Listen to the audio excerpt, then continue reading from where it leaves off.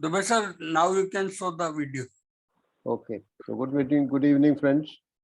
I plan to show you one of the videos from that series, which were recorded for the first time in 1966, and we'll share the second video.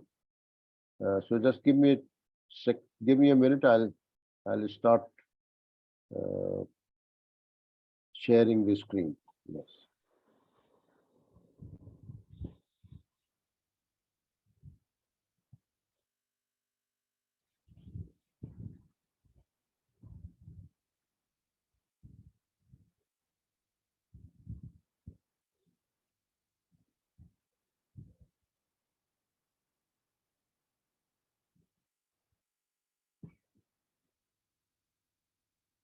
You're able to see it now?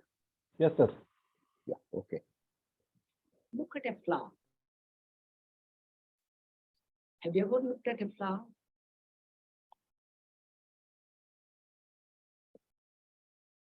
Or you have looked at it, given it a name, passed it by.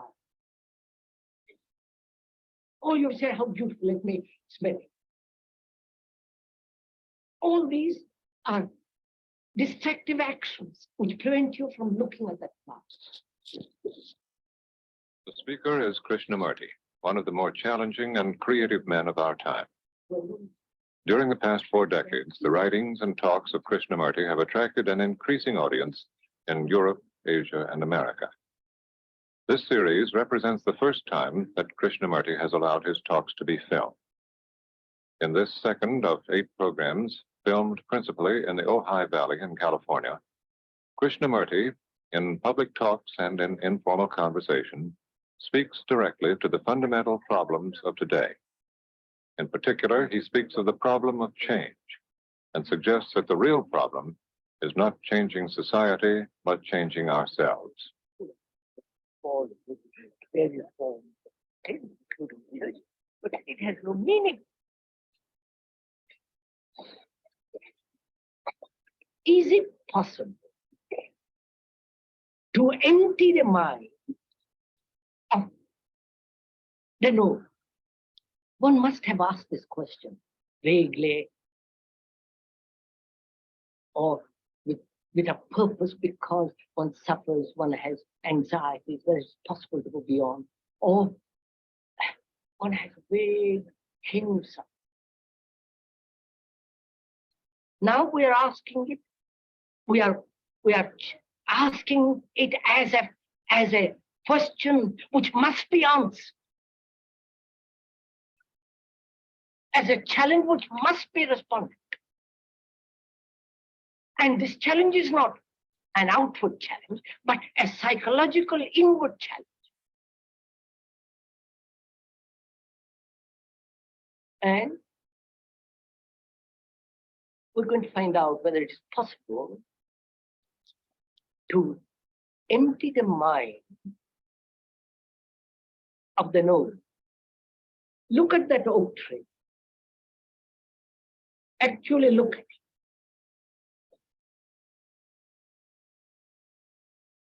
You are the observer, and the oak is the observer. There is a space between you and the thing, which is the tree. In that interval of space is time. Right? The time that has to be covered to see, that's the object. In that interval of space, there are all kinds of ideas which actually prevents me from seeing the fact of the thing. When you no longer name, no longer thought functioning as knowledge about the tree, then is there a space between you and the tree?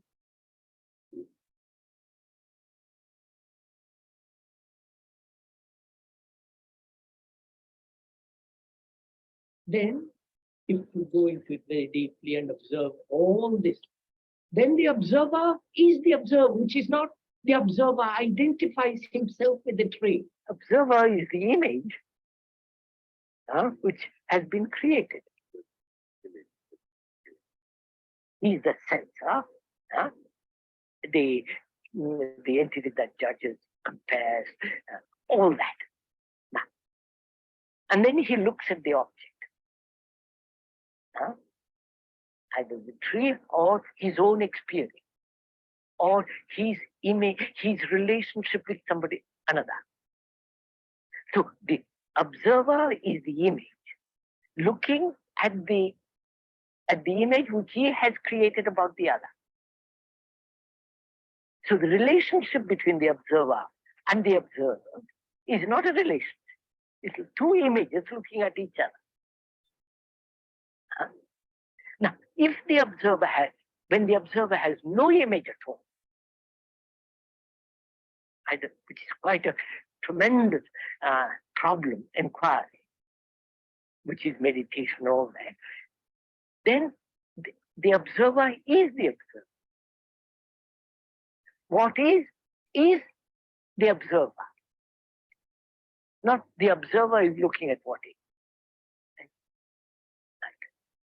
When the observer is the observer, and the observer has always acted as though the observed is something different from himself, then he could act. But when he realizes that the observer is the observed, all action ceases on his part. And therefore all effort.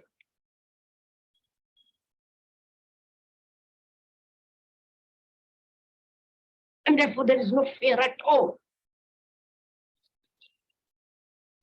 This requires a great deal of inward inquiry, inward observation, step by step, without coming to any conclusion. Why do you choose? What is the necessity of choice? If you see something very clearly, as we just now saw what freedom implied, and when the mind is only free that it can see the total. When you see that clearly, there's no choice. It's only the confused mind that chooses.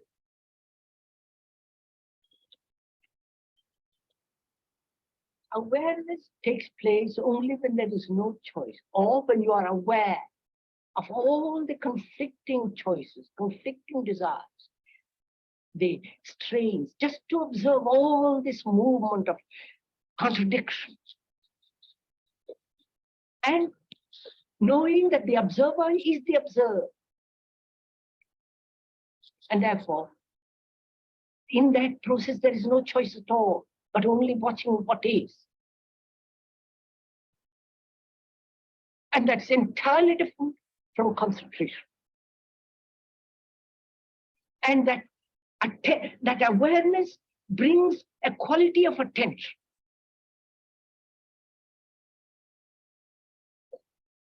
In which there is neither the observer nor the observed.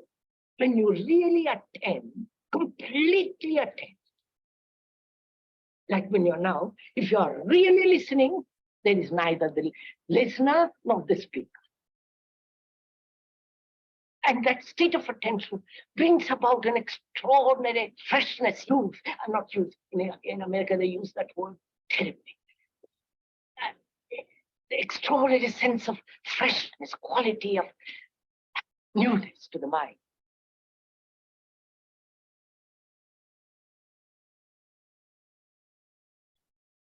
And this emptying of the mind with all the experiences it has had is meditation. If you observe very closely, and that's one of the most arduous things, and that doesn't need effort at all, just to sit of an afternoon, whenever you have time and leisure, to look at it.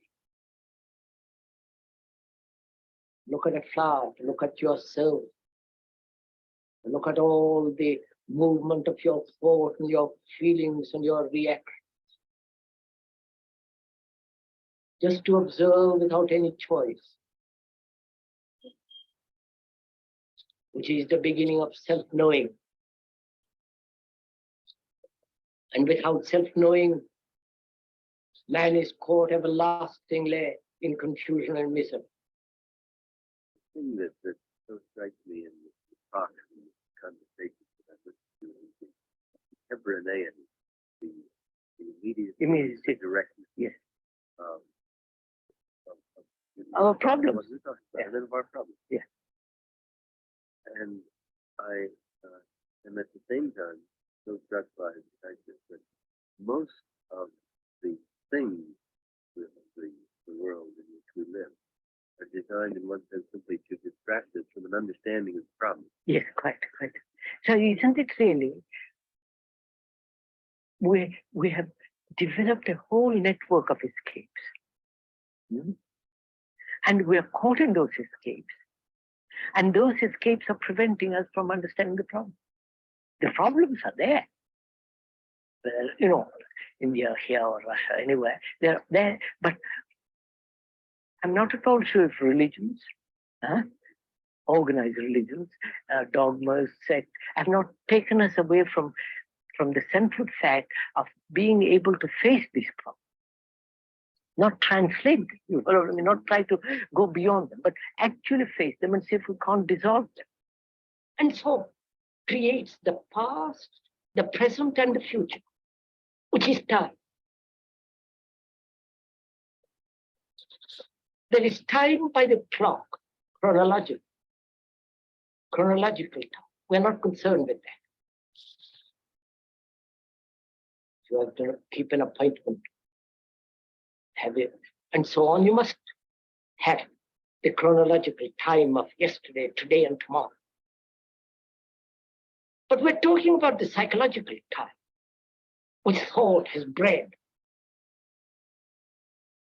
And that time is the product of thought.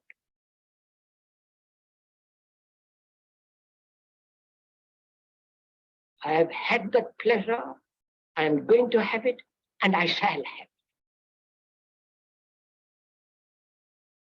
This time quality is created by thought, put together by thought. And thought is time, and it is time that creates fear.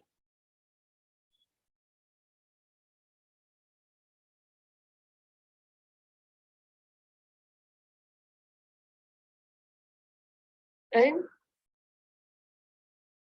without probing into this time, pleasure, thought, we are always bound by time. And therefore, time has never stopped. It's only when there is an end to time that is something totally new. A new society in relation to a mind that has completely undergone a revolution with regard to the psychological structure. Which would mean a society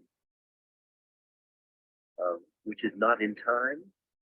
No, it has to, all society has to be in time. But the individuals who have freed themselves from this structure, psychological structure, will be freed of time. Therefore, they won't be slave to time, but yet obey the laws of time in society. It certainly isn't a modern man being spent time. No, The concept has an awful lot to do with time. I think it is because he made himself incapable of facing what is the fact. Therefore, he has a concept about the fact inwardly, psychologically, and according to that concept formula, he functions.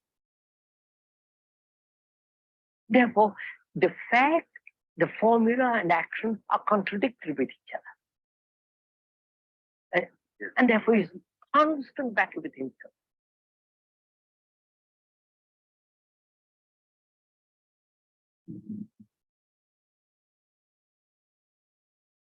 So is it possible to act without idea? Idea being organized thought, and therefore a formula. It's only the free mind can see the whole. Right? But you must have some experience in order to see it. No. To see the whole thing, you need a very sharp mind, very clear mind. A mind that's not bad. A mind that says, this I like, this I don't like.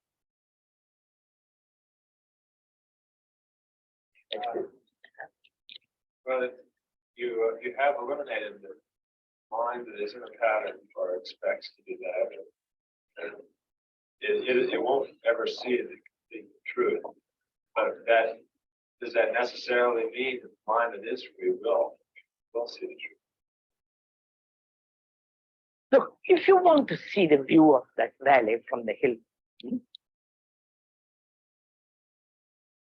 you take a survey of the whole thing, don't you?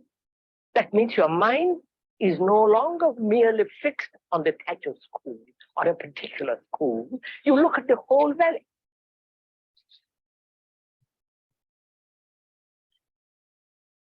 So here is a whole complex map of life, business, all the rest of it. Very complex.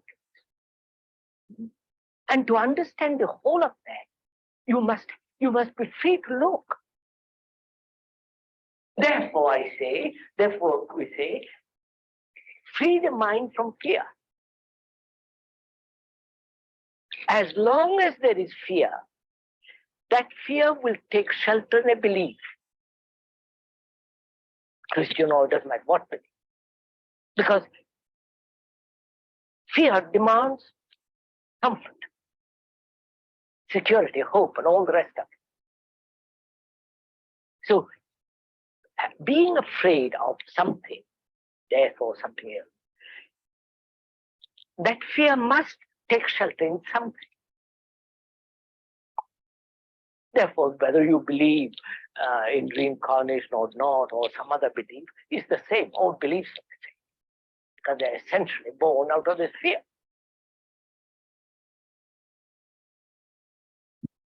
So really the question is, can fear be eliminated altogether? It's like inquiring into if there is such thing as God. I put it in quotes. That word God is so heavily loaded that has almost lost all its meaning. If one wants to discover if there is or if there is not, how does one proceed? Obviously, to find out, all types of belief must come to an end. And that which means all form of fear must come to an end. Belief is a form of hope.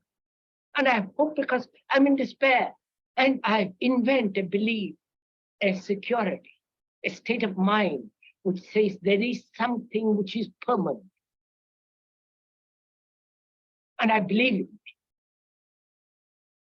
And that belief, obviously, not only conditions all examination,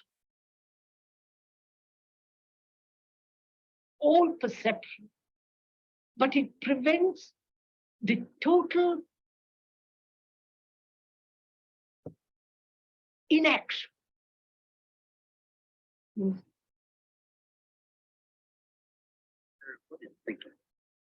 You ask me what he's thinking. So my mind begins. Let's go into a little bit. First, I can say, I really don't know. Then we can begin to analyze and say it is response of memory.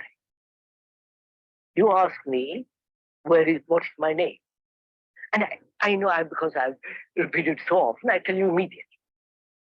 Now, you ask me a little more complex question. It takes the time interval. In that time interval, the mind is in operation to find the answer. But if you ask me a question, something which I don't, which nobody, which no book or philosophy or answer, then I can honestly say I don't know. I don't Both in a significant question and a significant answer. answer. I really don't know.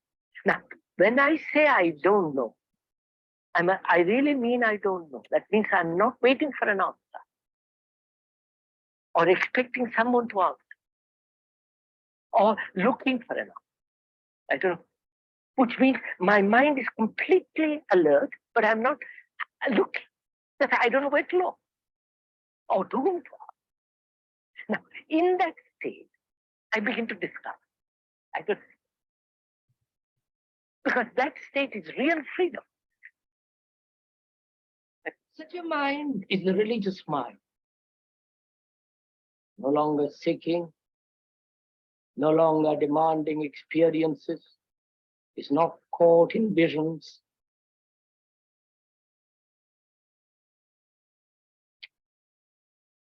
And such a mind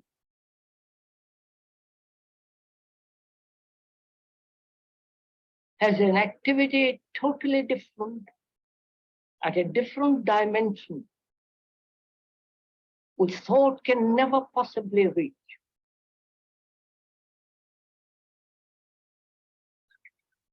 Thought has a place, very small place. But when one realizes that, thought has no place at all. Which doesn't mean you live on ugly little sentiments, emotions.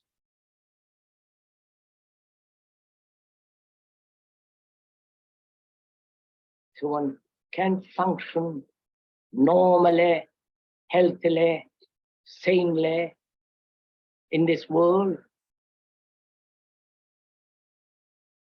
with a mind that is not cluttered up by thought. And it's only such a mind, the religious mind, that can know something beyond all the imaginations and structure of man's hope. There is no perfect society. And society doesn't want man to be free. Society does not want man to be free, because freedom means, according to socialism, freedom means disorder. Revolt means disorder. Revolution means disorder. So society says, forbids that. But man is always seeking freedom. But freedom merely outwardly in relation to the social structure. Therefore, he is a revolt against society, but not revolt against the inner psychological structure which has created society. I don't. Therefore, the genuine radical is the revolution occurs within the human being. Yes. Within the skin rather than within the framework of social order. We are taking a journey together into the whole psychological structure of man.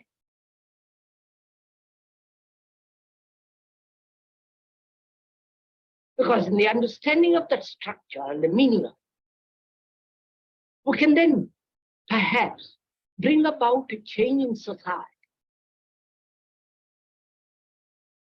And society, God knows, needs a total change, a total revolution. All similarities should be distrusted. Yeah.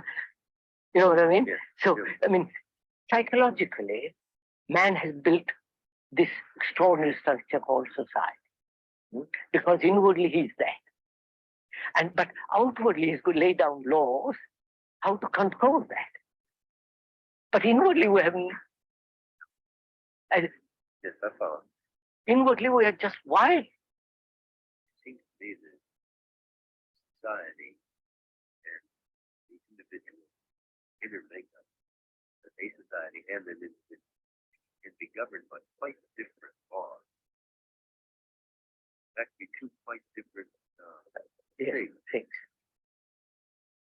And I know much less about the laws that may govern an individual inwardly than I do about the laws that govern quite natural. And yet at the same time, what little I know about the laws that govern society, I find I have found pessimism With regard to creating a new society.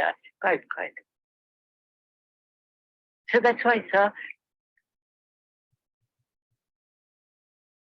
the problem is not changing society at all. And we always go off about talking about changing society, good society, great society, and all that. I think the real problem is, can there be a real mutation in the human mind? That is the real question. When that takes place, society will look after itself.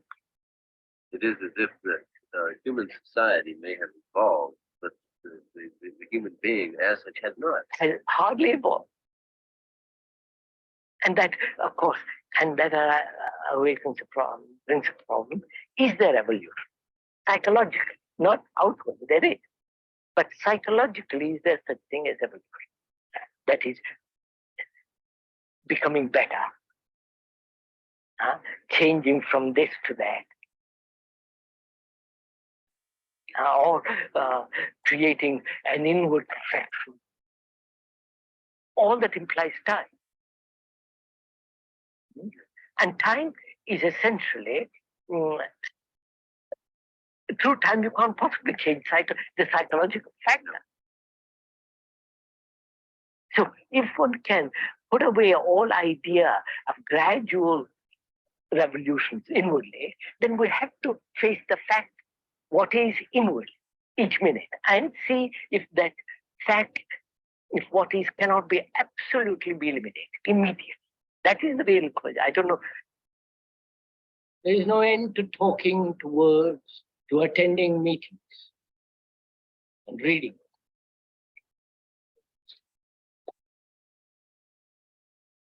But attending meetings, reading, discussing has very little value. If attending meetings, discussions, and all the rest of it is merely a stimulus, then you are dependent. As people are dependent on LSD, on music, on pictures, on doing something. And as long as one is dependent, one is in conflict, one is in despair. And one has to come, not through reading, to discover the whole process of knowing oneself. For the knowing of oneself is the beginning and the end of all misery.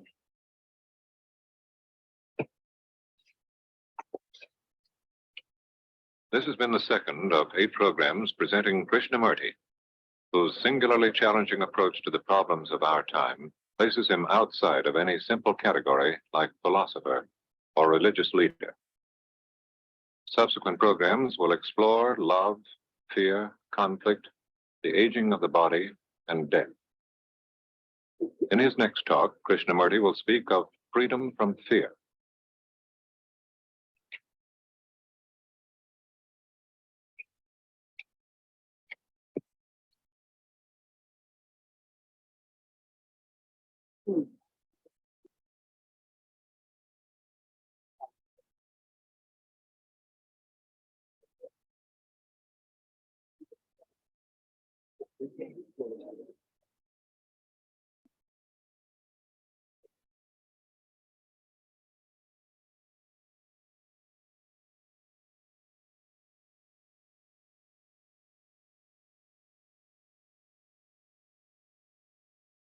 Yes, Harshad bhai. Please unmute.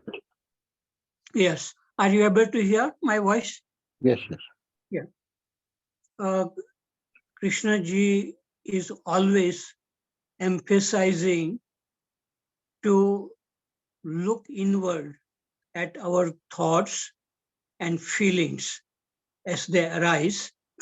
And in a day, there are so many thoughts and feelings are going on. And only when we become very curious to observe our thoughts, so for that one needs to be alone initially and uh, direct the attention inward. And then I think that is the first step. And if a person is able to be alone, to be silent, looking inward, then something new happens. Even the mind stops. And when such a thing happens, when the mind really stops, there is a different state altogether. And first time we come to know that apart from thinking and feeling, there is this space. And in that space, whatever is happening, thoughts and feelings, can be seen exactly as they are. And that seeing is the action which dissolves all the problems created by thinking and feeling. But also that this way of seeing without the observer, without the knowledge, it when it really happens, it begins to change the quality of our brain also, I feel. And then one can look at a tree or a human being without the knowledge. And in that seeing, without knowledge, without observer, there is a real freshness and beauty, as Krishnaji says. And in that state, we can understand the observer and the observed. They are one. In that, there is no analysis, no thinking, no knowledge happening, but pure looking. And that is the real beauty in our life. If we can look at a flower or a tree or a child or a cloud, then um, we see that a new life starts within us. And this is what Krishnaji is trying to tell us in many, many different ways, that our problems are coming in relationship is because we are not really observing clearly, and we are getting carried away by the knowledge which we have gathered, and with the sense of this I or me is something very, very strong and very solid, we think. But this I or me is actually put up by thinking itself. And to see that, one needs to be free from thinking. So as long as we are living in the plane of thinking and feeling, we cannot understand what Krishnamurti is trying to say. And it will create even more problem trying to understand Krishnamurti.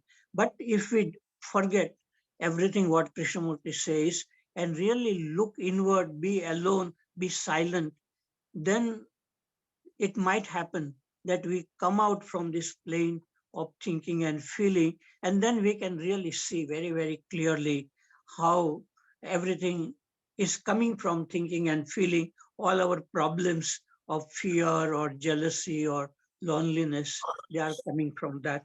So I think the first step is to be alone, to be silent, to turn inward. And if by chance the mind stops, and we feel the real beauty of it when the mind stops. Because I think, as Krishnaji says, there are a network of escapes. We don't like to be alone. We don't like to be silent. So we escape and again start reading Krishnamurti. But we will not get anything by reading Krishnamurti. Only we have to read our own mind and in a direct way, not from the knowledge which we gather from Krishnamurti. So this is the first step. And when the first step happens, then the life goes in a very proper way, and we will no longer get confused by anything in life. Okay, I think I have said enough. Thank you. Thank you. Thank you, Harshad.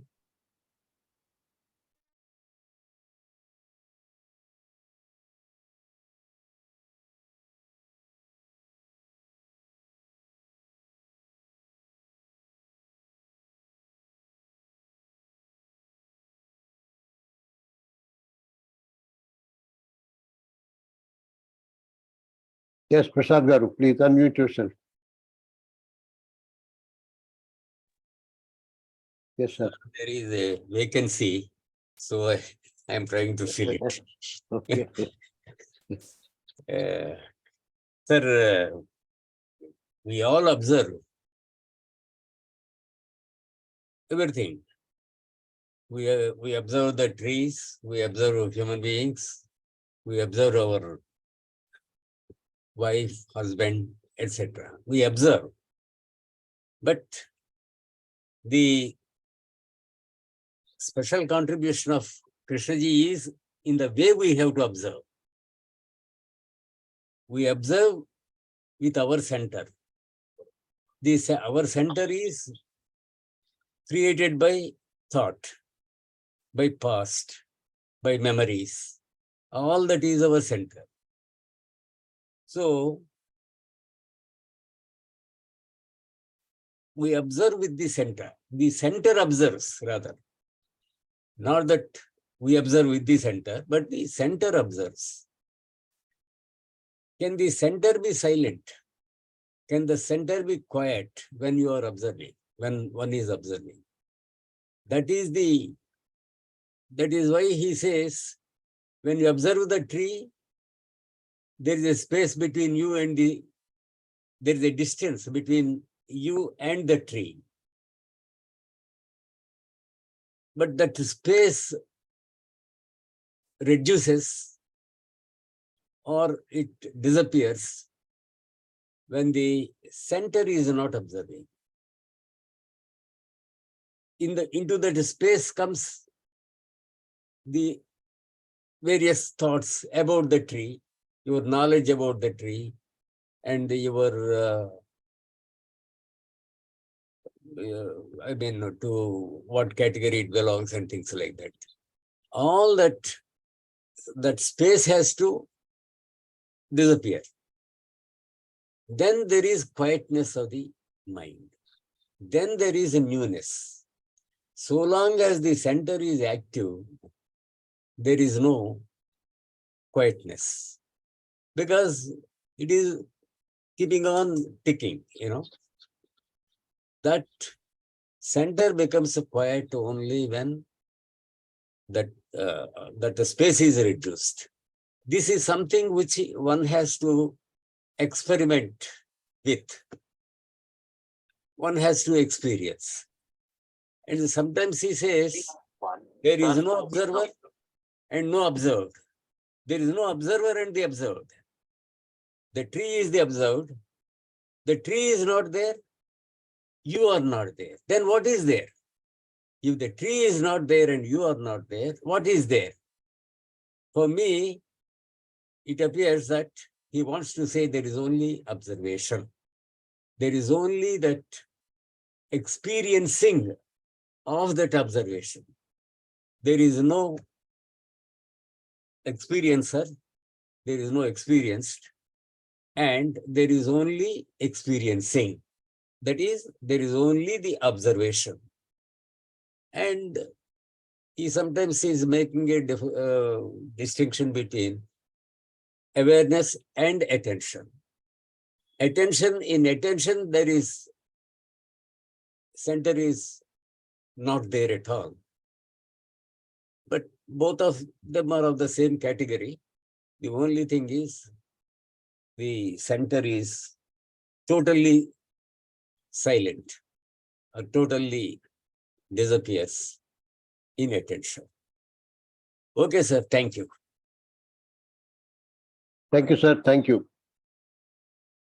I think we are so much used to using knowledge or thought in our day-to-day life that even in the psychological field, we somehow feel that this is a good tool to get around it. Not that we have not experienced that moment when this center, as Prasad Garu just mentioned, vanishes. If you do things with lot of deliberation, and slow down things in life, decide to live a different kind of life, then those moments come in our day-to-day living. But I think we are used to using knowledge in our day-to-day living so much that this overlap is very difficult to come about. But for those people who can really be alone, silent, as Harshad Bhai mentioned, not out of compulsion, but because they want to be that way, then something happens. There is no process, there is no method, but nature or that aloneness brings about a different quality of seeing. I think we have all experienced this. There's nothing great about this experience, but I would like others to share their experience on this.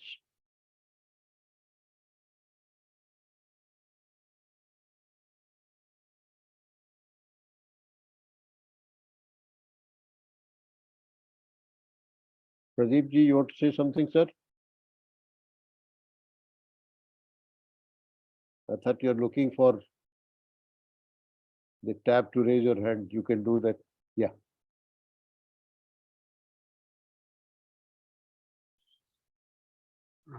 Thank you, sir. Thank you very much. All the other speakers, they are telling exactly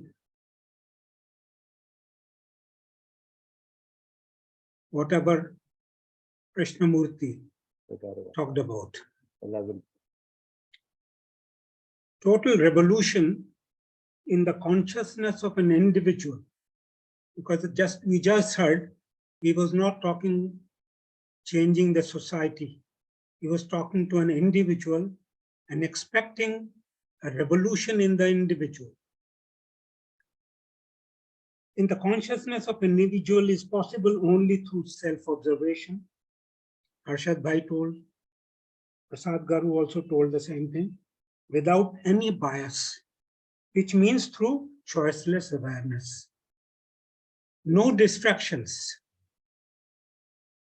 And what is, Krishnamurti was just talking, what is his me? What is that? You see, my image about myself, making an image through me about something outside. But actually what is, my life is full of choices. I do confess, and I don't regret about that. My life is full of choices, past, present, and even future possibilities.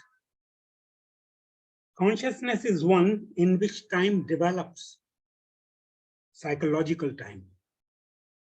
Every event in life conditions me, every moment, partly known and a lot of it unknown and unknowable. There is moment to moment conversion of present into the past. Every present moment fast converts into the past. Present moment goes to the past. The question is, how do I receive the present moment? Am I alert enough to welcome the freshness of every moment? Conditioning is a possibility only through attachment. I get conditioned through attachment. And time starts, I want more of it and all that, rest of it. Now the question is, am I doomed forever because I have choices, feelings and sensitivity? I say no. I can be as open and fresh to see things as they are at that particular moment. Seers wake us up to a larger dimension, a greater treasure if we can see the stillness caused by our narrow comfort zone. So this is, so friends, we know, all of us, the famous words, Jab jago tab sabera. Every moment has that light to enlighten and transform us, every moment. Otherwise, he wouldn't have talked to everyone, A to Z, everyone without any discrimination, because there is a possibility any moment can be that moment. What Krishnamurti says about seeing a flower or a tree is actually talking about the observer in me. He's talking about the observer in me, not the flower as such or tree as such outside me. He's talking about the observer in me that reflects in my sensing that world and its impact on my life.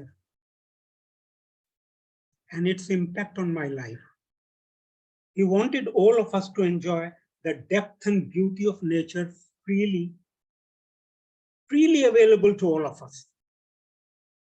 I have thoroughly enjoyed my job, my training as a student of life sciences and nature, and interested in nature's photography. Trees and flowers see and are aware with 1,000 eyes. We have only 2 eyes. They see with 1,000 eyes. So this is what my experience is. So self-observation is an important thing. Distraction of any type at that very moment can spoil that moment.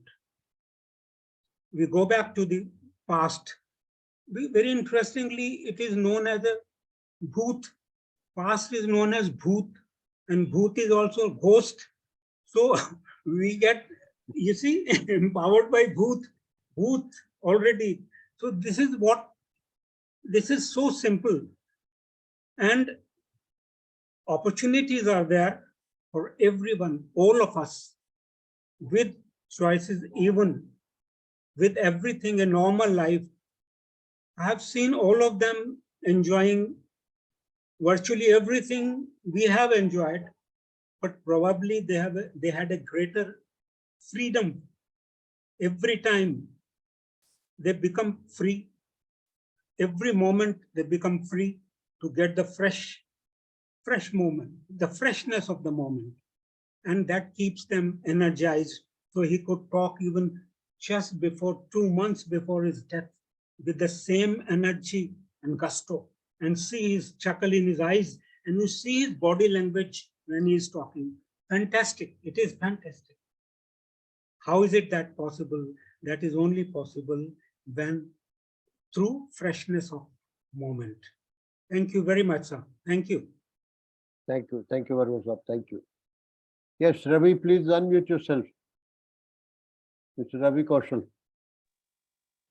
Hello. Yes. Am I audible, sir? You are, but put on your video so that we can see you. Okay. Hello. Yes, we can hear you. Yes, sir.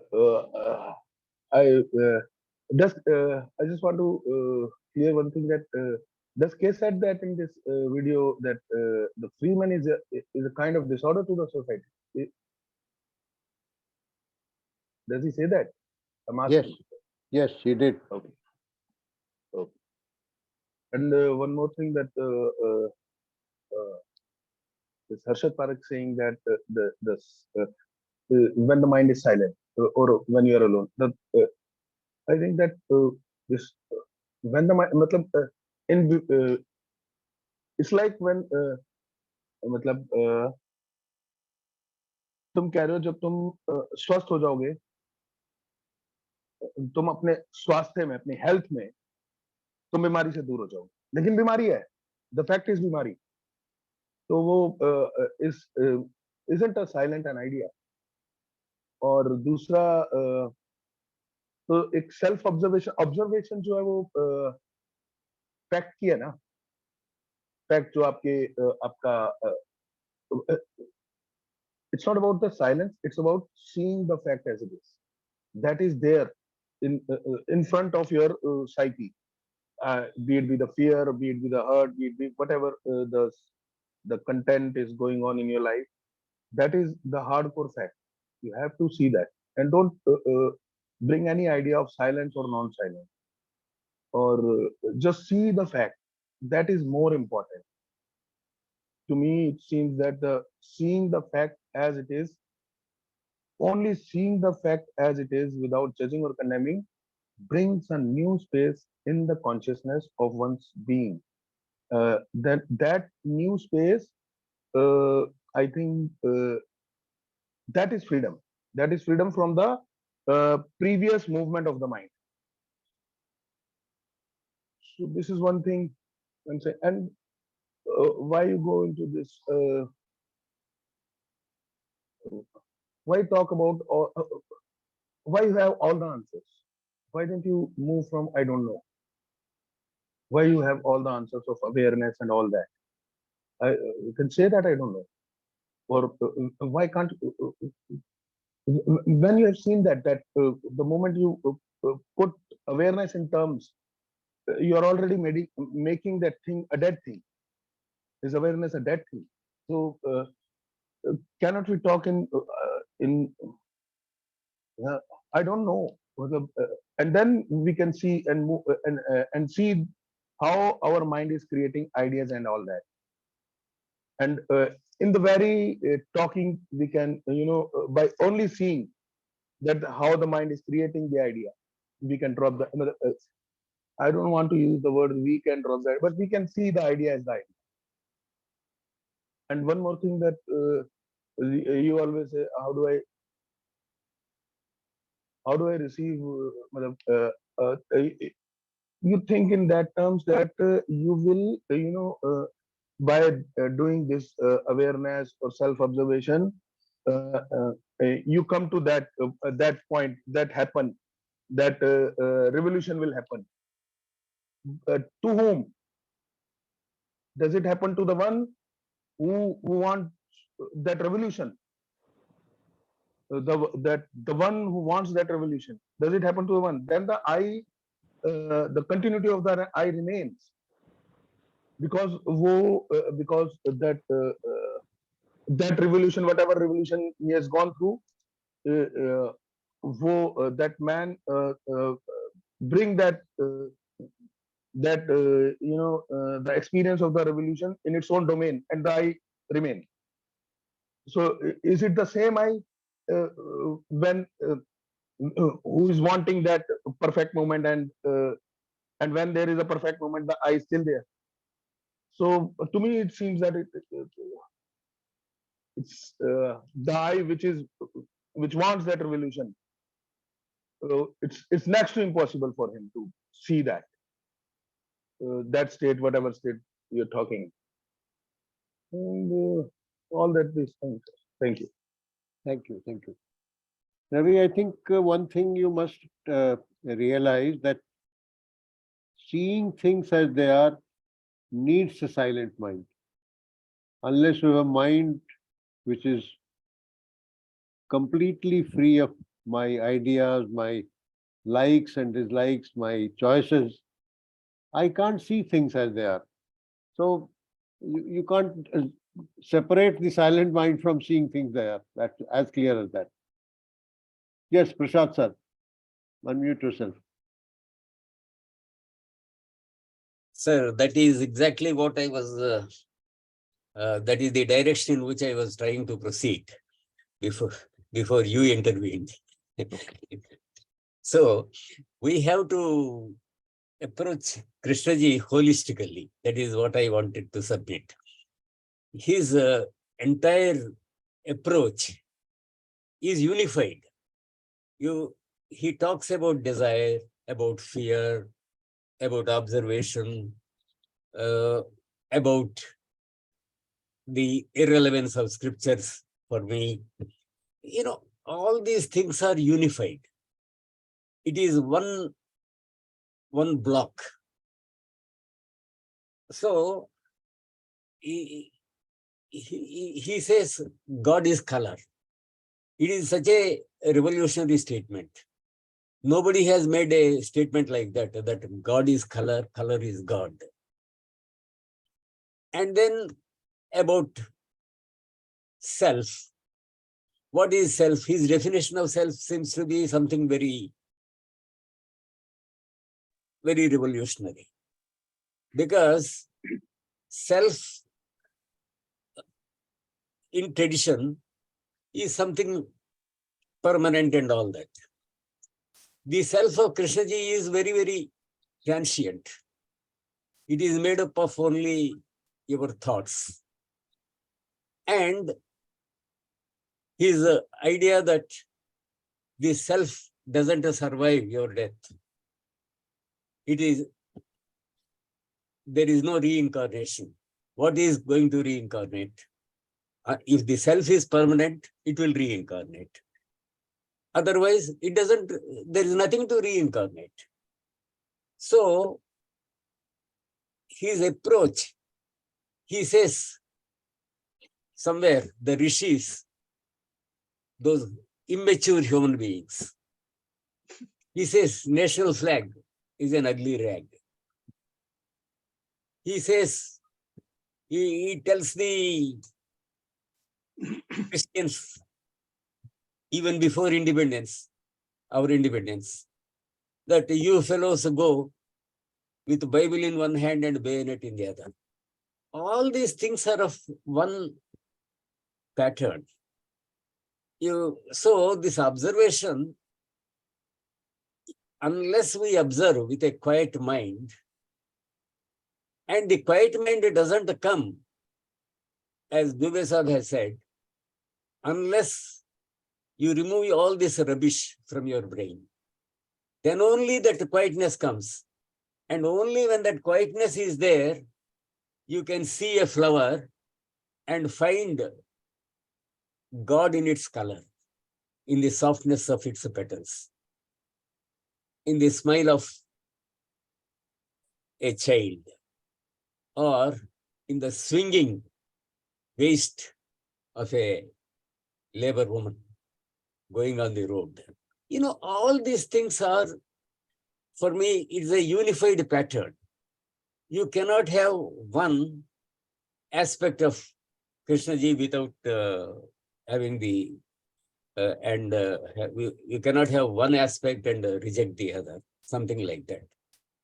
Thank you, sir. Thank you, sir. Thank you. Yes, Harshad bhai. Yes, in this video, Krishnaji gave a metaphor of the valley and the hill.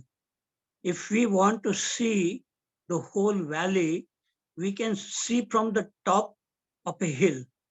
And I used to do that in Rishi Valley. Every morning, I used to go on the top of the hill and look at the whole valley, and it was wonderful.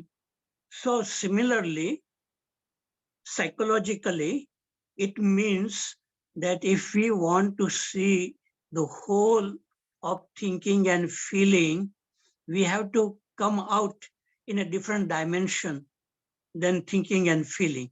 It's like being on the top and looking down at thoughts and feelings as they arise. And that is a very rare happening. And if such a thing happens to a human being, he really begins to look everything in a different way.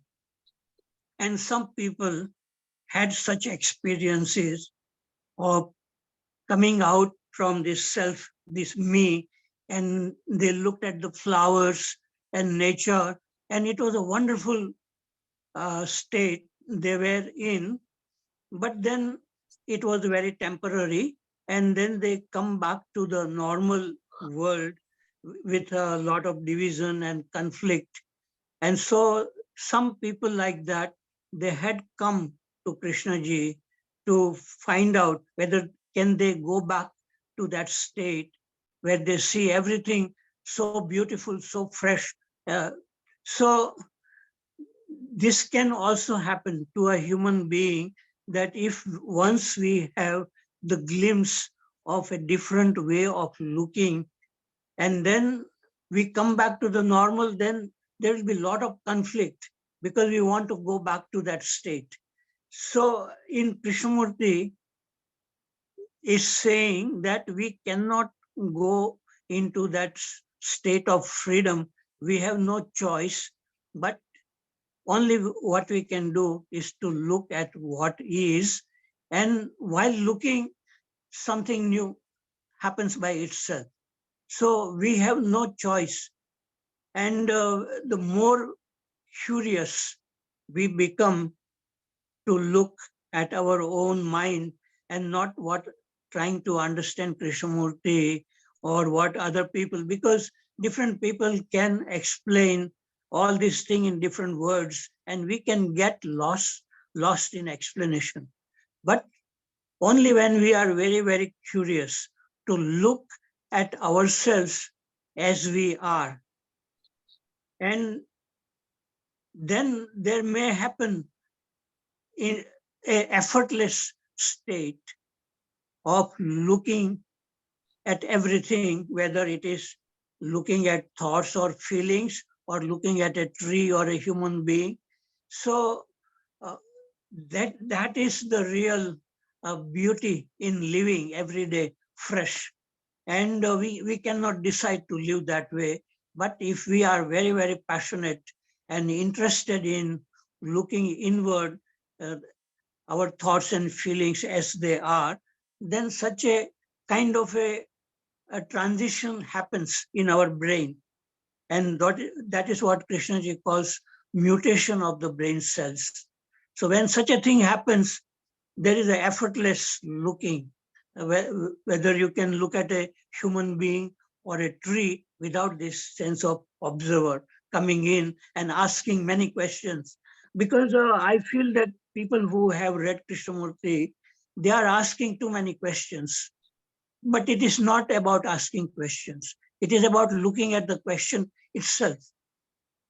And so this requires a kind of a curiosity and energy to look at whatever is happening and not trying to become something other than what we are. So moving with what is moment by moment, that is the real beauty, I feel. Okay, I have said enough thing. Thank you. One more thing. Yes. One more thing, that this freedom, what we call freedom from the self, is actually very frightening for most people. But it is the most beautiful way of being, in which the self is not. It's like there is no boundary. And but most people are afraid to let go of all the attachment they have gathered over in life. And that's why this freedom is very frightening. Otherwise, it's beautiful. Okay, thank you. Thank you. Thanks, Harshad. Thank you.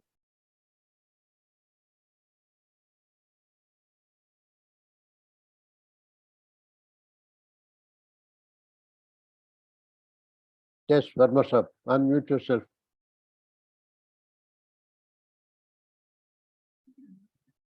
Only a small observation again.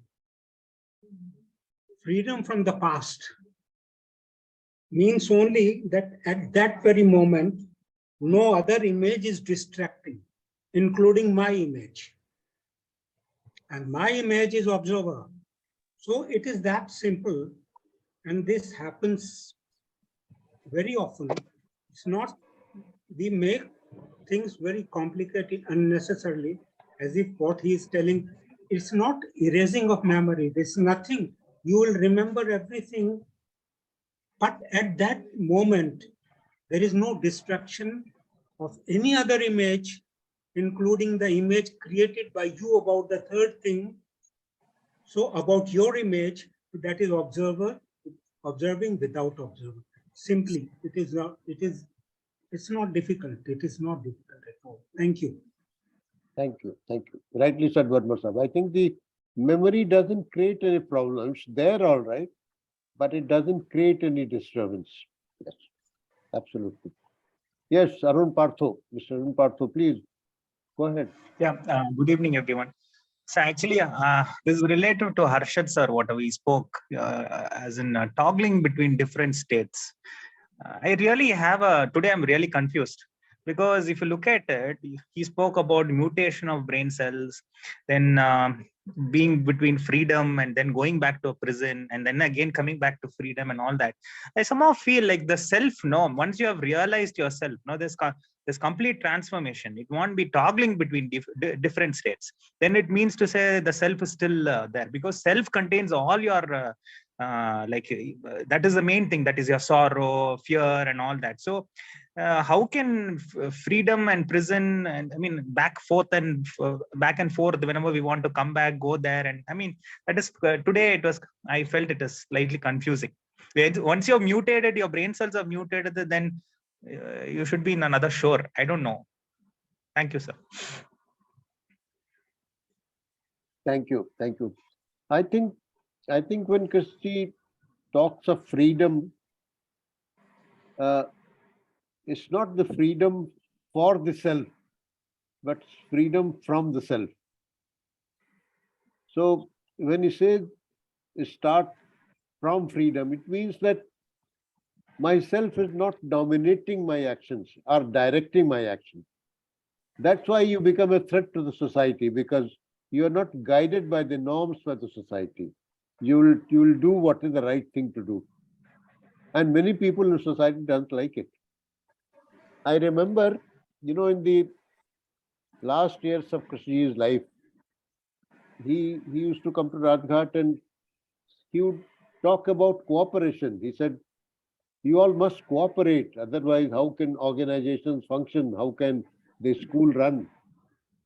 And a few things he said, and he emphasized that cooperation doesn't mean that you agree on things. You can disagree on certain things, that is also a part of cooperation. But you must be very, very clear why you're disagreeing. It's not your self-interest or your ego, but what is the best for the organization. So I think this is very important. I mean, I just wanted to mention it. Yes, Prasad sir. Sir, I am falling into line of this group. That is, everybody is intervening 3-4 times. So I thought I can also avail myself of that opportunity. You're welcome. Sir, I just wanted to react to this comment about past and the memory. I think, as Pradeep Saab has said, memory will be there. It is not that memory will be erased. My childhood memory will be there. Krishnaji's also comments so many times about his past, when he was a boy or and all that. So his memory also is there intact. But the only thing is, the memory has no hold on you. It doesn't control you. I find a lot of people live in their past. They keep on narrating what happened, when they were their past experiences. That will not be there. That is what should disturb us. Not that memory will be useful. Particularly in the technological field, of course, it is inevitable. Even in the psychological field, it will be there. That memory will be there. But it won't control your actions. You won't live in those memories. But what most people do is they live in their memories. That is disturbing. And I was saying his philosophy is, his approach, you may not call it philosophy, you may not call it anything. His approach is unified, I said. A part of that is dying every minute. So we die, we keep death at a distance after 10 years or 5 to 1 year, like that. But Krishnaji says, die every moment. Every moment means to your attachments. Dying every moment means dying to your attachments. Your attachment means your attachment to your furniture, your books, your knowledge, your bank balance, your wife, your children. So one has to die, and for that, you should not have fear. So all these things are linked. When you have that free mind, then you can observe a tree or your wife.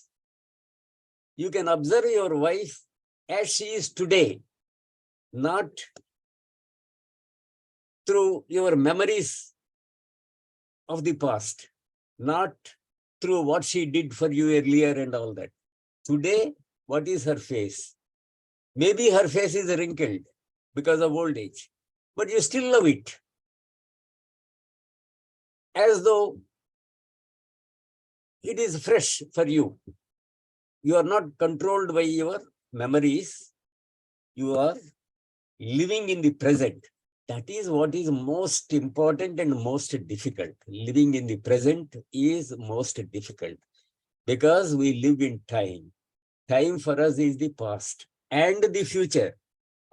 Future, hope also. Hope that I shall be, that next year I shall go to America, something like that.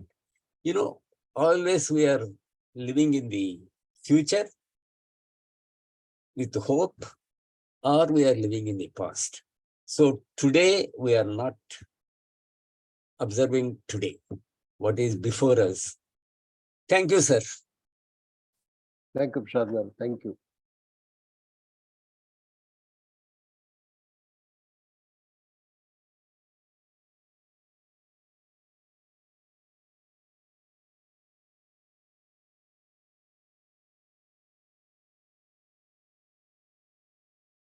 I think we have come to the end of all questions now.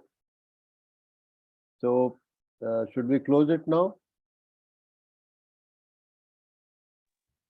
I think we can do that. Kamleshji, we can close it now. Yes, sir. Everybody has put up his comments and everything about observing oneself and ourselves. Yes, So, I think we have fallen silent. We are Yes, in sir. silence now. So I think we'll close here, Yes, and we'll meet next Sunday at 11 a.m. and we'll watch a video and then we'll have a dialogue around it because we don't have a speaker. So, Right. so please bear with us. Maybe a Sunday later we'll have a good speaker. Thank you. Thank you. Good night. Right, sir. Thank you.